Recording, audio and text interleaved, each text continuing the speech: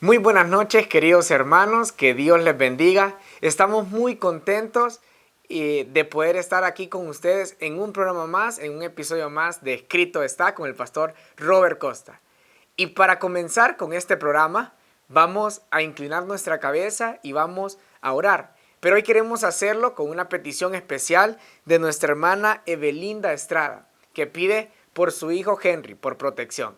Y usted puede dejarnos aquí abajo en los comentarios cualquier petición que tenga para poder estar orando cada domingo por su vida. Oremos. Padre Celestial que estás en los cielos, bendito y alabado sea tu nombre, Señor. Nos sentimos contentos y agradecidos contigo por darnos la oportunidad de compartir tu palabra. Te pedimos que puedas abrir nuestra mente y nuestro corazón para el estudio del día de hoy y que, Señor, la palabra que trae el pastor Robert Costa pueda calar en nuestras vidas. Especialmente queremos pedirte por nuestra hermana Evelinda y por su hijo, que tú puedas protegerlos y que tu paz, Señor, tu presencia pueda acompañarlos donde quiera que estén. Bendícelos y guárdalos en el nombre de Cristo Jesús. Amén. Estás disfrutando de la programación de Nuevo Tiempo Honduras, llevando esperanza. Y hoy traemos un tema interesante acerca de la segunda venida de Cristo, de su advenimiento. Y es por eso que vamos a cantarle a nuestro Dios dos himnos muy especiales y muy bonitos. El primero será el himno número 316. Hay un mundo feliz más allá. Y también el himno número 181, una esperanza arde en nuestro ser. Disfrutemos y alabemos juntos a nuestro Dios.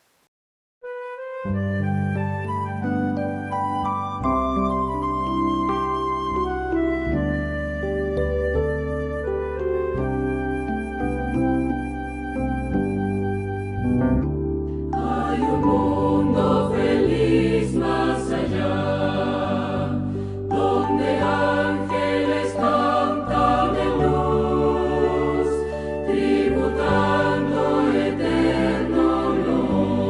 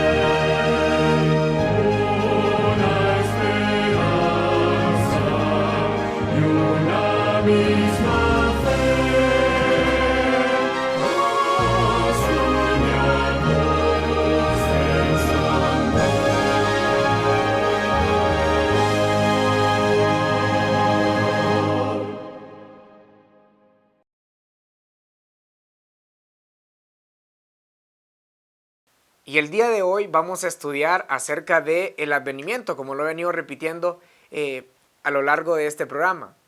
Y la lectura bíblica se encuentra en el libro de Daniel, capítulo 2, versículo 44. Y dice así: y en los días de estos reyes, el Dios del cielo levantará un reino que no será jamás destruido, ni será el reino dejado a otro pueblo. Desmenuzará y consumirá a todos estos reinos, pero él permanecerá para siempre. La venida de Cristo Jesús es algo inminente, algo que va a pasar, sea estemos preparados o no. Sea que pasen los reinos de este mundo, el reino de Jesús viene por segunda vez. Y la historia de hoy nos lleva con un hombre que predicó y que no le importó qué dijera su familia, sus compañeros, sus amigos acerca de él. Se encargó de poder trazar una senda en la que predicaría acerca de la segunda venida de Cristo y de su amor. Vamos con el pastor Robert Costa para aprender un poco más acerca de este tema.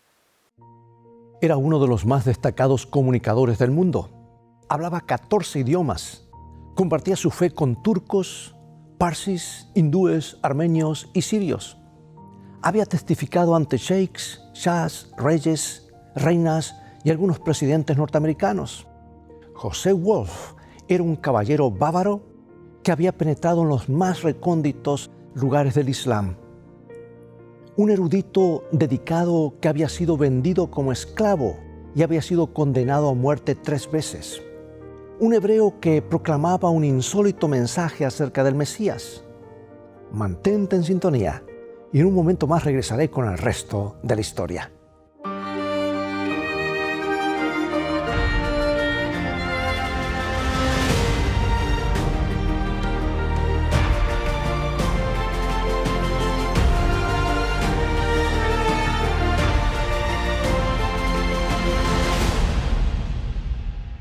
A la edad de 17 años, lo que más quería José Wolf antes que cualquier otra cosa era seguir a Cristo.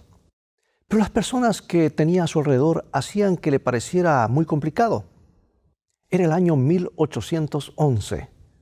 Las universidades de Europa donde había estudiado estaban contaminadas con el escepticismo y el racionalismo. El mundo en general estaba plagado por la intolerancia religiosa. Ya había experimentado la confusión en su propio hogar, había crecido en un hogar judío ortodoxo, había escuchado las charlas de los rabíes acerca de la venida del Mesías, pero cuando leyó Isaías 53, había llegado a una conclusión aparentemente herética, que Jesús era el Mesías prometido. Y cuando el joven José confesó finalmente que quería convertirse al cristianismo, su padre amenazó con desheredarlo. Tuvo que huir a Frankfurt, en Alemania, para escapar de la intensa presión de su comunidad. Eso resultó ser el comienzo de un largo y penoso camino en búsqueda de un hogar espiritual. Los profesores protestantes con quienes buscó instrucción eran racionalistas. Más que explicarle la fe, trataron de desviarlo de ella. Y esos hombres parecían estar más interesados en sus complicadas teorías que en el estudio de la palabra de Dios. Y José siguió estudiando en distintos lugares y continuó yendo a los dos extremos. Una religión supersticiosa de poder por un extremo y una religión árida y racionalista por el otro. El dilema de José Wolf a principios de 1800 no era muy diferente del que enfrentan muchas personas hoy en día. El panorama religioso ha sufrido muchos cambios desde entonces. Pero, ¿sabes? Muchos de los temas esenciales continúan siendo exactamente los mismos. Todavía tenemos el problema del racionalismo y el escepticismo en muchas de nuestras iglesias. Un alto porcentaje de personas que se autodenominan cristianas ya no creen en las doctrinas centrales del cristianismo. Cristo se ha visto reducido al papel de un buen profesor de moral y la fe ha sido rebajada a una afirmación de la bondad de la humanidad. Unos cuantos clérigos que predican desde el púlpito ya no les hablan de una religión sobrenatural a las personas que están en las bancas. Su Dios es alguien que aconseja desde los confines cósmicos. El resultado es que muchas de las principales denominaciones han tenido drásticas reducciones en su feligresía. Es que el mensaje no es trascendente, no se aplica. Pero a su vez, cuando miramos el lado opuesto del espectro religioso, aparece un panorama igualmente perturbador. Las iglesias que defienden la Biblia como la palabra de Dios y que celebran una fe sobrenatural están cayendo en la religión del poder. Los grupos más dinámicos, los más grandes, no pueden resistir el impulso de convertir su éxito espiritual en un éxito financiero o incluso político. Y últimamente estamos viendo que las causas de los cristianos conservadores se centran en la legislación y no en la proclamación. Los envíos masivos por correo, o por email, o por texto, etcétera, por teléfono. Los especiales de televisión y las convenciones tienen como objetivo que los creyentes tomen los medios de poder. El hacer lobbies o boicots o escribir a los congresistas parece tener más urgencia que amar, ser dadivosos y compartir la fe. Es que hemos olvidado lo que significó la religión del poder para la iglesia de la Edad Media. Y fue algo terrible. Ese es nuestro dilema actual. ¿A cuál elegir? ¿Una fe más humilde que también incluye a un Dios muy limitado? ¿O una fe dinámica que parece enfocarse cada vez más en el poder político? Esos son los dos extremos del espectro religioso, tristemente, y se están enfrentando entre sí y entrando en colisión.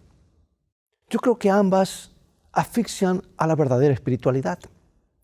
Por eso pregunto, ¿hay alguna forma de redescubrir la verdadera espiritualidad en nuestro presente panorama religioso?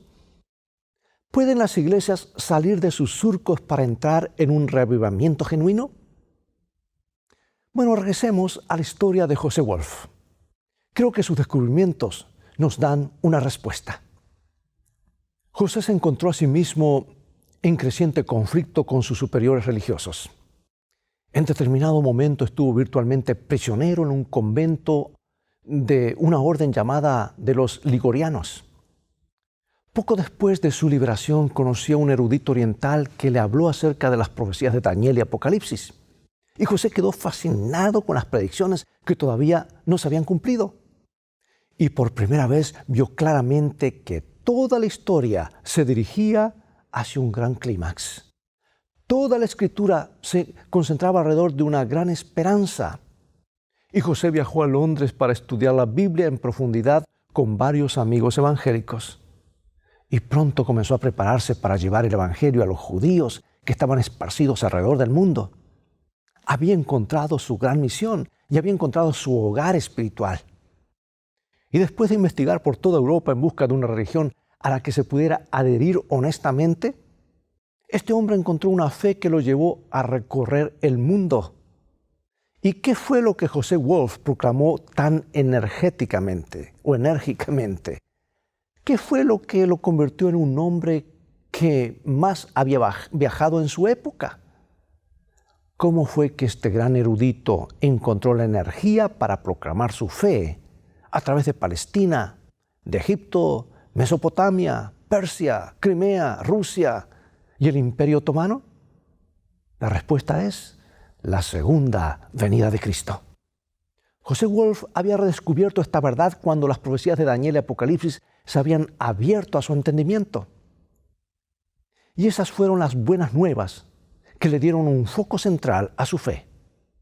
Estudió la imagen profética de Daniel en el capítulo 2 de ese libro y encontró muchos elementos de inspiración.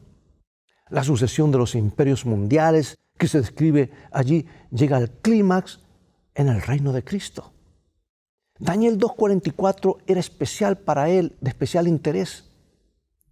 ¿Sabes? Hay dos libros proféticos en la Biblia. Daniel en el Antiguo Testamento y Apocalipsis en el Nuevo Testamento. Y mientras leía Daniel, en el capítulo 2, José Wolf se sintió lleno de esperanza y también encontró un significado para su vida.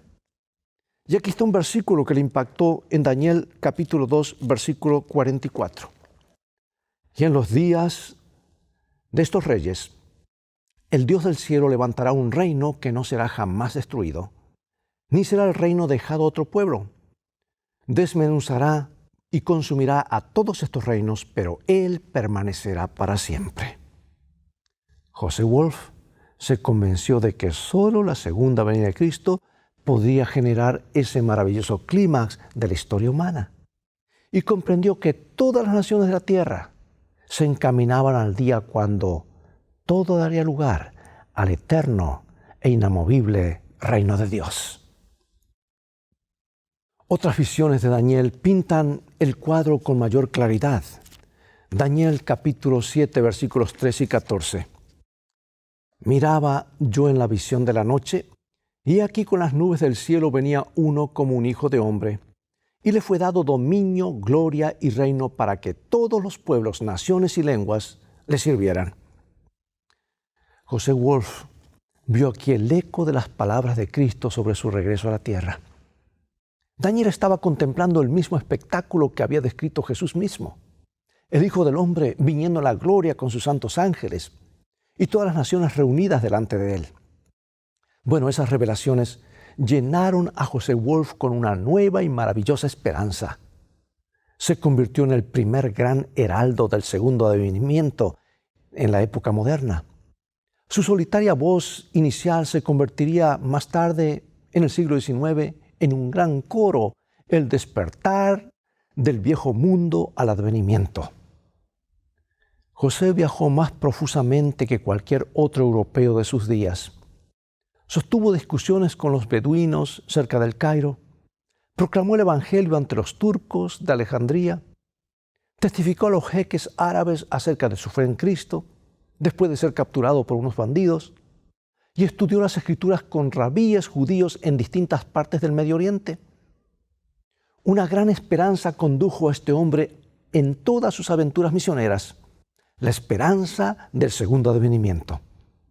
Esta esperanza lo impulsó más allá de una fe racionalista, mínima, y lo impulsó más allá de una religión corrupta de poder. Había descubierto algo mejor, el genuino poder espiritual. Escucha la descripción que hace el apóstol Juan en su primera carta de lo que sucede a las personas que descubren la esperanza del advenimiento. Leo en 1 San Juan 3, 2 y 3. Pero sabemos que cuando Él se manifieste, seremos semejantes a Él, porque le veremos tal como Él es. Y todo aquel que tiene esta esperanza en Él, se purifica a sí mismo, así como Él es puro. La esperanza de la segunda venida purifica. Elimina las cosas que no son esenciales. Testifica de nuestra relación con Cristo e intensifica nuestra relación con el que está por venir. Nos impulsa a ser más semejantes a Él. En otras palabras, esta esperanza de la segunda venida de Cristo nos lleva de regreso como se supone que debería ser la religión. Quizás te has preguntado o te ha resultado un poco más difícil creer que la esperanza en el advenimiento es la clave para la renovación de la fe cristiana en nuestro tiempo. Oh, sí que lo es. Déjame darte un par de ejemplos de por qué y cómo puede suceder esto. En 1739 se consideraba que el pueblo de Kingswood, Inglaterra, era la tierra donde no había ninguna persona religiosa. Algunos clérigos muy respetables se habían dado por vencidos en ese lugar. Era un poblado de mineros, hombres que pasaban las horas del día bajo tierra, hombres endurecidos por la pobreza y la ignorancia. No conocían el interior de una iglesia, nunca habían escuchado la voz de un predicador. Así que los mineros de Kingswood tenían la reputación de ser los peores especímenes de la humanidad en Inglaterra. Pero cierto día, un hombre se paró en la plaza de Kingswood y comenzó a hablarles a unos 200 de esos mineros. Su nombre era Juan Wesley. Las iglesias establecidas le habían cerrado las puertas. Solo podía predicar al aire libre. Y aunque en aquella época eso era considerado como un gran escándalo, pero resulta que lo estaba haciendo de todas maneras. Sorprendentemente, los mineros que andaban por la plaza de Kingswood se tuvieron a escucharlo. De alguna manera, la programación del Evangelio de Juan Wesley penetró décadas de privación y de oscuridad. Y lágrimas comenzaron a rodar por sus rostros ennegrecidos. En los días siguientes, algo comenzó a suceder. Más y más mineros se reunían allí, juntamente con sus familias. Y muy pronto hubo 10,000 ubicados en el pasto, en el zacate, en la gramilla de la plaza, y comenzó una revolución espiritual en Inglaterra. Juan Wesley es el primer ejemplo de alguien que llevó la religión en un tiempo y a un lugar que carecía de toda religiosidad. La iglesia inglesa se había vuelto fría, una institución formal, en la cual se presentaban exposiciones frías y teóricas. Para colmo, el racionalismo del siglo XVIII había calado profundo, muy hondo. Pero las multitudes que escuchaban a Wesley, que llegaron a ser hasta 20,000 personas, ahora trata de imaginarte, sin micrófono, sin la tecnología que hoy tenemos, ellos sentían poderosamente cómo una fe diferente sacudía sus almas. Un reavivamiento sobrenatural producido en corazones por el Espíritu Santo se esparció por toda Inglaterra. Y Wesley mismo era el principal ejemplo de lo que puede hacer una religión sobrenatural. Ayudó a convertir a miles que estaban muriendo de hambre espiritual, pero también enfrentó una violenta oposición, porque más de una vez fue apelado a que dejase lo que estaba haciendo, y fue también golpeado y apaleado por pandillas. Habían tremendos disturbios. Algunos de los más violentos criminales fueron ahora ganados por su autocontrol y seriedad, porque él no respondía con violencia. La revolución espiritual de Juan Wesley es uno de los movimientos más destacados en la historia de la Iglesia. Pero hay algo que muy posiblemente no sepas sobre él. Es que Wesley era uno de los principales expositores de las profecías. Escribió extensas anotaciones sobre el libro de Apocalipsis y sostuvo que en su tesis que el tiempo del fin comenzaría a principios del siglo XIX. Siguiendo la iniciativa del gran erudito Bengel, Wesley mantuvo que el reino de Dios era la futura y bendita esperanza que culminaría en el segundo advenimiento, cuando los creyentes serán redimidos del polvo a la inmortalidad. La bendita esperanza de la segunda venida fue parte esencial de la fe de Juan Wesley. Y es una parte esencial de una religión sobrenatural. Escucha cómo el apóstol Pablo le describe ese acontecimiento a los tesalonicenses. En su primer capítulo, escribe acerca del día cuando los turbados y los perseguidos encontrarán alivio finalmente. Segunda carta a los tesalonicenses, capítulo 1, versículos 7 y 10.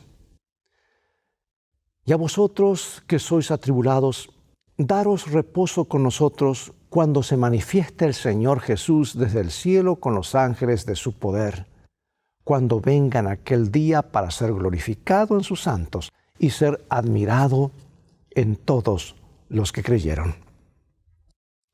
Hacia allí apunta la fe del Nuevo Testamento. Un fuego ardiente descendiendo del cielo, una multitud de ángeles que aparecen en las nubes, Jesucristo en persona, glorificado entre sus hijos. Personas que se maravillan, que apenas pueden dar crédito a sus ojos. Ese es el final sobrenatural de la historia, amigo y amiga. Es descrito con tanta solemnidad como la crucifixión de Jesús. Es un acontecimiento real. Ahora bien, trata de imaginar cómo afecta al escepticismo y el racionalismo que se esconden en los bancos de la iglesia. Los hace huir despavoridos, ¿verdad? Porque Dios no está confinado a las cosas secundarias, sino que hace su aparición en medio de los cielos. Y cuando entiendes que Dios controla el curso de la historia, que es soberano sobre todo, ya no puedes seguir limitándolo. La religión que niega lo sobrenatural no puede coexistir con la segunda venida de Cristo. Una de las dos tiene que renunciar. Vayamos ahora a una persona que enfrentó abiertamente a la religión de poder. En el siglo XIV, La Iglesia de Inglaterra estaba disfrutando de su estatus como religión oficial del Estado. Se había vuelto poderosa y autoritaria, y muchos clérigos vieron en sus cargos la oportunidad para convertirse en aristócratas adinerados. La institución de la Iglesia estaba aletargada, una burocracia aletargada que se dedicaba a autoalimentarse, a mantener su status quo, a mantener el poder y los privilegios. Pero entonces la voz de un erudito de Oxford interrumpió la complacencia de la Iglesia. Juan Wycliffe comenzó a hacer acotaciones muy precisas en sus sermones sobre la religión y el poder. Y el pueblo comenzó a escuchar. Y Wycliffe declaró a voz en cuello que no podía haber poder religioso sin virtud. Hizo elocuentes llamados a la inocencia, la pureza, la simplicidad, e incluso proclamó que no había que entregarle los diezmos a los sacerdotes que no cumplieran con su deber. Y al decir esto puso en riesgo sus propios intereses como ministro. Porque a su alrededor Wycliffe veía frailes gordos y monasterios ricos en parroquias donde una torta de trigo del tamaño de un puño era el único alimento de una madre y su hijo durante todo el día. Por eso insistió en su sermón: si hay una regla que es necesaria para la virtud, es la que le exige a la Iglesia olvidar las riquezas mundanales y buscar las riquezas de Dios y Cristo, como lo hicieron los apóstoles. Y Wycliffe se convirtió en uno de los más grandes reformadores de su época. Su traducción de las Escrituras al inglés le allanó el camino a la Reforma protestante. Pero otra vez, hay algo que muchos de nosotros no sabemos acerca de Wycliffe. Y es que estaba muy interesado en las profecías. La esperanza de la segunda venida lo animó de la misma manera en la que había animado a Juan Wesley. Y Wycliffe escribió extensamente acerca de la naturaleza del anticristo, tal como se presenta en las profecías de Daniel y Apocalipsis. Vio la obra de este hombre de pecado que estaba ocurriendo en su propio tiempo. Y la primera obra que se le atribuye es un tratado que se titula La última era de la Iglesia. En él presentó su convicción de que los grandes designios de Dios estaban encaminando rápidamente hacia el fin de la historia. Para Wycliffe, como para Wesley, la historia se está dirigiendo velozmente hacia un gran clímax sobrenatural. El reino de Dios suplantará a todos los demás reinos. Creo que fue esta conciencia de la segunda venida lo que le dio a Wycliffe el impulso para plantarse contra la religión de poder en sus días. En su carta a los Filipenses, el apóstol Pablo les advirtió que hay personas que viven como enemigos de la cruz de Cristo. Se glorían en su vergüenza, dijo, y su Dios es el estómago. Suena como una buena descripción de alguno de los corruptos y complacientes clérigos de los días de Wycliffe, ¿verdad? Entonces, en contraste con todo esto, Pablo dice en Filipenses capítulo 3, versículos 20-21, recuerda que él escribió esta carta desde una cárcel horrible, allí en un sótano. Dice, más nuestra ciudadanía está en los cielos, de donde también esperamos al Salvador, al Señor Jesucristo, el cual transformará el cuerpo de la humillación nuestra para que sea semejante al cuerpo de la gloria suya, por el poder con el cual puede también sujetar a sí mismo todas las cosas. Los que están esperando ansiosamente que el Salvador venga del cielo no serán seducidos por la religión del poder, no. Son ciudadanos de otro reino, son siervos de aquel que pone todas las cosas bajo su control. Por lo tanto, no piensan en hacerse su propio reino de poder y privilegio aquí en la tierra, no. La segunda venida de Cristo nos dice que el poder espiritual es lo único que cuenta. Lo único que no será consumido como estopa en el último día. Lo que podamos escribirle al Congreso o lo que podamos boicotear o legislar es importante, tiene su lugar, pero no puede ser el centro de nuestra fe. Hay un acontecimiento mayor que domina el horizonte. Jesús viene a reclamar este planeta como suyo. Y ahora, para terminar, amigo y amiga, La iglesia actual necesita desesperadamente del poder espiritual de hombres como Wesley y como Wycliffe.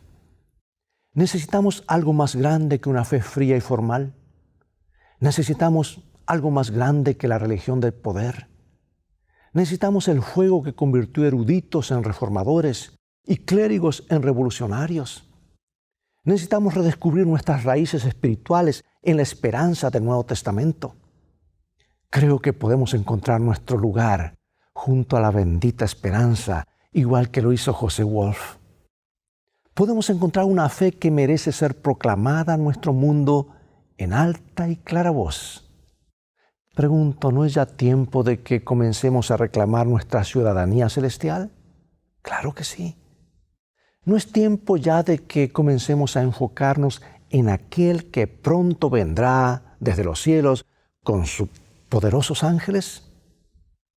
Nuestros corazones serán fanáticos del cielo cuando comencemos a ver a Cristo como el Rey que viene glorificado. Y nuestros espíritus se elevarán cuando enfoquemos nuestra fe en el reino que se aproxima. Sucederán cosas maravillosas cuando los creyentes realmente alineen sus vidas tras la gran esperanza del Nuevo Testamento. Y podremos ver un poderoso reavivamiento del verdadero cristianismo.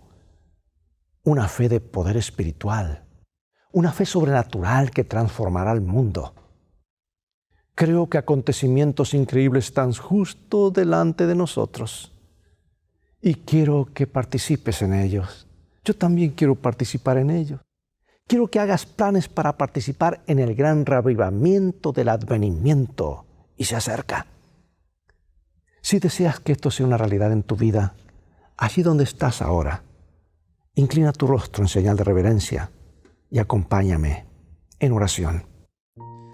Padre, necesitamos con desesperación encontrar un hogar espiritual verdadero en estos tiempos de incertidumbre. Sabemos que muchos creyentes han perdido sus lugares en puerto seguro. La antigua religión formal de hacer lo mínimo está en bancarrota. La religión del poder se perdió en un desvío. Queremos la religión real.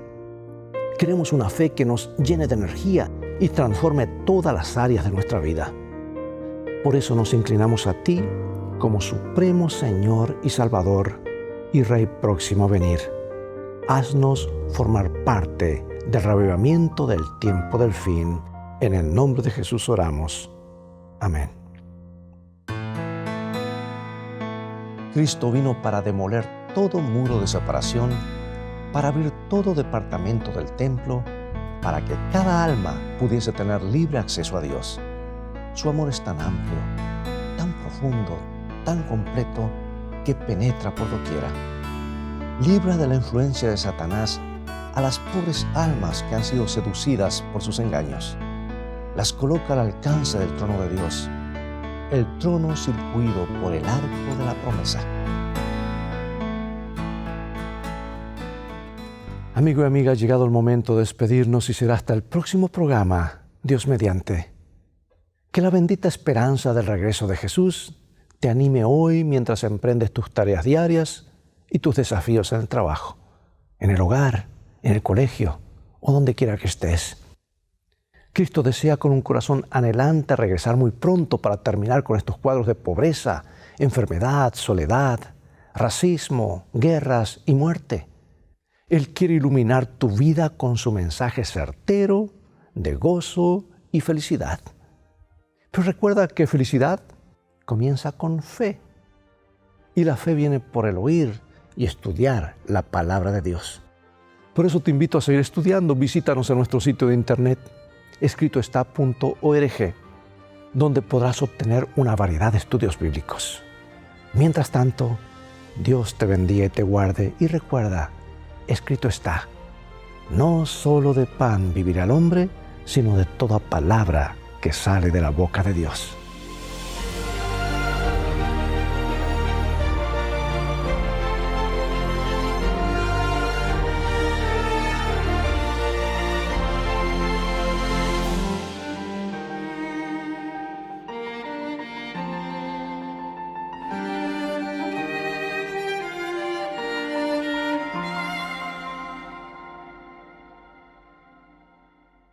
Y bien, como ya aprendimos con el pastor Robert Costa acerca de la inminencia que hay de la segunda venida de Cristo, y le agradecemos por haber traído esta palabra a nuestras vidas el día de hoy. Y a usted que nos está viendo, invitarle nuevamente a que el próximo domingo pueda estar aquí a las 6 de la tarde en su programa Escrito Está a través de Nuevo Tiempo. Un abrazo y bendiciones. Estás disfrutando de la programación de Nuevo Tiempo Honduras, llevando esperanza.